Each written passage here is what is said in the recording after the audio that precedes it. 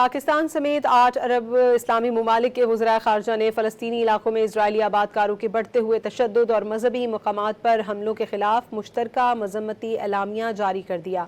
مشترکہ اعلامیے میں مقبوضہ مغربی کنارے میں فلسطینیوں کے خلاف بڑھتے ہوئے اسرائیلی آبادکاروں کے تشدد کی شدید مذمت کرتے ہوئے رام اللہ کے شمال میں واقع مساجد پر حملوں کو مذہبی مقامات کی کھلی بے حرمتی قرار دیا گیا۔ اعلامیے میں جلجیلیا گاؤں کی گرینڈ مسجد اور مزارہ نوبانی کی الفاروق مسجد پر حملوں کو ناقابل قبول قرار دیا گیا۔ پاکستان سمیت 8 عرب اسلامی ممالک کے وزراء خارجہ نے فلسطینی علاقوں میں اسرائیلی آبادکاروں کے بڑھتے ہوئے تشدد اور مذہبی مقامات پر حملوں کے خلاف مشترکہ مذمتی اعلامیہ جاری کر دیا۔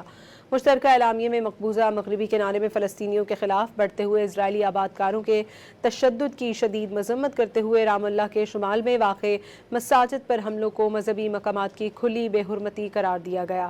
اعلامیے میں جلجیلیا گاؤں کی گرینڈ مسجد اور مزارہ نوبانی کی الفاروق مسجد پر حملوں کو ناقابل قبول قرار دیا گیا۔